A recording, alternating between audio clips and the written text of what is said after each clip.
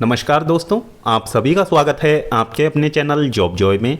तो दोस्तों, जैसा कि आप सभी को पता है, एसएससी ने इस बार सीजीएल के एग्ज़ाम से पहले बहुत बड़े बड़े चेंजेस अपने आप में यहाँ पे किए हैं। सिलेक्शन प्रोसेस में ऑलमोस्ट आपका जो एग्ज़ाम पैटर्न है वो बदल दिया गया है और जो आपका एग्ज़ाम वेंडर है वो भी चेंज कर दिया गया है। एग्ज़ाम का नया इंटरफेस आपको वहाँ पर देखने को मिलेगा।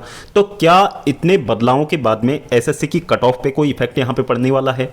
इसके बारे में इस वीडियो में हम डिटेल में बात करेंगे।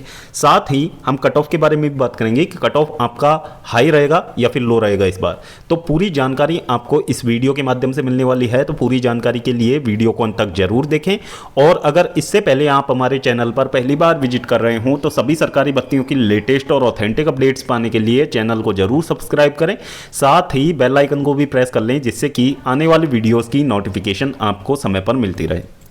तो दोस्तों, जैसा कि आप सभी को पता है, एसएससी का एग्जाम इस बार आपका टीसीएस नहीं करवाने वाला है, एडिक्विटी आपका एग्जाम करवाने वाला है। और नया जो एग्जाम का इंटरफेस है आपने देख लिया होगा बहुत सारी वीडियोस में, और प्रीवियस वीडियोस में हमने भी आपको बताया था कि आपका जो एग्जाम का इंटरफेस है कुछ इस तरीके का आपको देखने को मिलेगा।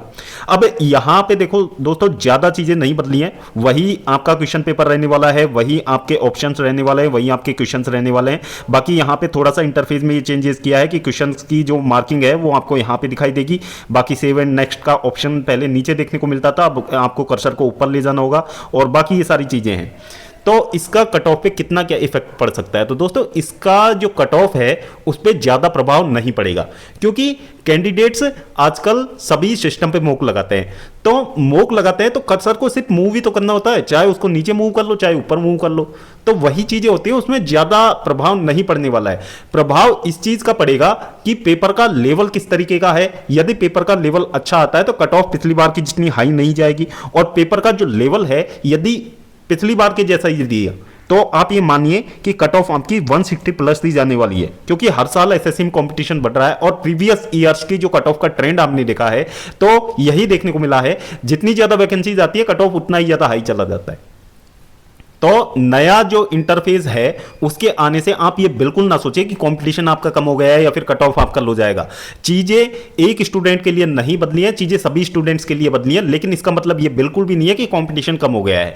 पढ़ने वाले बच्चे अभी भी मेहनत कर रहे हैं, वो इस इंटरफेस से बिल्कुल भी नहीं डर रहे हैं, और एग्जाम में भी इस चीज का पता आप लोगों को लग जाएगा। और आप लोग खुद यहां एग्जाम में फील करेंगे कि आपको इंटरफेस की वजह से कोई प्रॉब्लम नहीं हुई है। तो सारी चीजें आप बखूबी जानते हैं। आप सिस्टम पे मुख लगा रहे हैं, आप कंप्यूटर पे इतने समय से ऑनलाइन एग्जाम देते आए हैं, तो आपको सारी बारीकियां पता है। आपको सिर्फ एग्जाम सेंटर में इस चीज का ध्यान रखना है, क्योंकि नया इंटरफेस है। थोड़ा सा आपको इस तरीके का ध्यान रखना है कि आप जिस सिस्टम पे बैठते हो, जो सिस्टम आपको मिलता है, उसके कर्सर वगैरह ठीक से वर्क कर रहे हो, स्क्रीन बिल्कुल क्लियर हो, स्क्रीन में किसी प्रकार की लाइन ना आ रही हो। तो ये चीजें आपको वहां पे ध्यान रखनी है। यदि इस तरीके की कोई भी यदि आपको प्रॉब्लम आती है तो इन्विजिलेटर को आपको इसके बारे में इन्फॉर्म करना है, और जो भी आपकी दिक्कतें हैं उनसे सॉल्व करवानी है। इन चीजों का आपको ध्यान में रखना है, बिल्कुल कंफर्टेबल होकर आपको एग्जाम देना है वहां पे। सबसे बड़ी प्रॉब्लम इस समय जो आ रही है एग्जाम सेंटर को लेके है। ये चीजें मैं प्रीवियस कई वीडियोस में आपके साथ बोलता आ रहा हूं कि एग्जाम सेंटर जो है वो इस समय की सबसे बड़ी दिक्कत बने हुए हैं, क्योंकि बहुत ज्यादा दूर एग्जाम सेंटर इस बार एसएससी दे रहा है। तो ये चीजें यहां पे थोड़ी सी सुधार करने योग्य है। बाकी देखो, इस चीज में कोई बदलाव नहीं हो सकता। इसी इंटरफेस पे आपको एग्जाम देना है। आपके लिए एग्जाम वेंडर है वो फाइनल कर दिया गया है, और बहुत पहले से ये बदलाव की तैयारियां जो थी वो शुरू कर दी गई थी। तो आपको इन चीजों पे ध्यान नहीं देना है कि एग्जाम का जो इंटरफेस है वो हमारे लिए मुश्किल होगा या फिर इजी होगा। तो इन चीजों पे बिल्कुल ध्यान नहीं देना है। जिस तरीके से आप लोग अभी तक तैयारी करते आ रहे हैं उन्हीं चीजों पे आप लोगों को ध्यान देना है। इन चीजों से बिल्कुल भी आपको वरीड नहीं होना है कि नया जो वेंडर है वो एग्जाम लेगा, वेंडर का हिस्ट्री क्या रहा है। क्योंकि बहुत सारे यूट्यूबर्स इस समय ये बोल रहे हैं अपने चैनल्स पे कि जो एडिक्विटी है उसका तो इतिहास ही गंदा रहा है, इस तरीके से पेपर लीक करता आया है, इस तरीके से ब्लॉक कर दिया गया है इसको कई स्टेट्स में। तो दोस्तों, इन चीजों के बारे में बात करने से कोई मतलब नहीं है। आपको इन चीजों पे ध्यान नहीं देना है। इन चीजों पर यदि आप लोग अभी ध्यान दे रहे हैं तो आप ये मानिए कि आप अपने सिलेक्शन से दूर होते जा रहे हैं। यदि आपके मन में ये चीजें बैठ गई तो ये चीजें आपके मन में एग्जाम देते समय भी बैठी रहेंगी और एग्जाम के लास्ट तक भी बैठी रहेंगी। आप अपना जो एग्जाम है प्रॉपर वे में नहीं दे पाओगे। इन सब चीजों को आपको अपने दिमाग से निकालना है, क्योंकि देखो, यदि घोटाले होते भी है तो सभी सीटों पे नहीं होंगे, कुछ सीटों पे ही होते हैं घोटाले।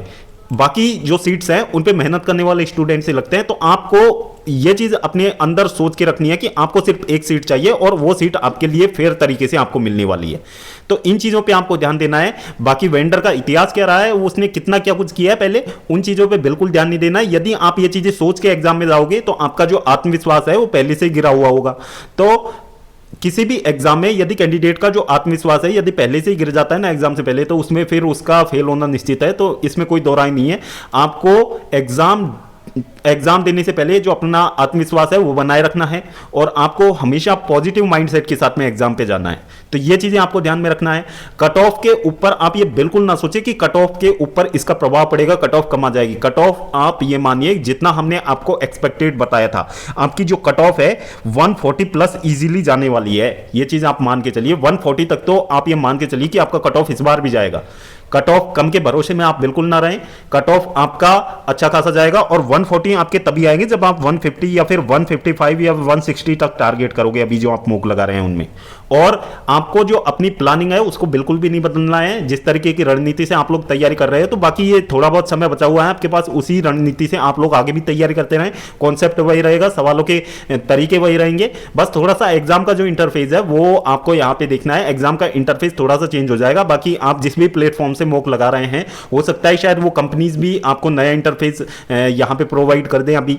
बाकी आप लोगों को घबराने की आवश्यकता बिल्कुल भी नहीं है, सारी चीजें आपके ही फेवर में होने वाली हैं। बस यहां पे थोड़ा सा दिक्कत यह है इस बार की एग्जाम में कि जो आपका एग्जाम सेंटर है वो बहुत ज्यादा दूर दे दिया जा रहा है। तो इससे ये हो सकता है कि थोड़े बहुत ऐसे कैंडिडेट हैं जिनको शायद जॉब की जरूरत ना हो, जो रिपीटर्स होते हैं, मतलब सिर्फ एग्जाम देने के लिए बैठ जाते हैं मजे लेने के लिए, तो वो कैंडिडेट शायद इस बार एग्जाम देने ना जाए। ये चीजें यहाँ पे हो सकती हैं। बाकी आप ये बिल्कुल भी ना सोचे कि जो नए बदलाव हुए हैं उनकी वजह से आपका जो कट ऑफ है वो लो चला जाएगा। तो इस चीज़ में बिल्कुल भी ध्यान नहीं दें। बाकी जिस तरीके से आप लोग अपनी तैयारी अभी तक करते आए हैं उसी तरीके से आप लोगों को तैयारियां करनी है और ज़्यादा से ज़्यादा आपको मूक लगाने हैं। और हो सके तो जो आपका प्लेटफॉर्म है, जिस भी प्लेटफॉर्म से आप लोग मूक लगा रहे हैं, तो वहाँ पे उन लोगों को मेल कीजिए इसके रिगार्डिंग कि नए जो इंटरफेस अभी एसएससी ने प्रोवाइड करवाए हैं उसी पे हमें मूक जो हैं वो अवेलेबल कराएं वो लोग।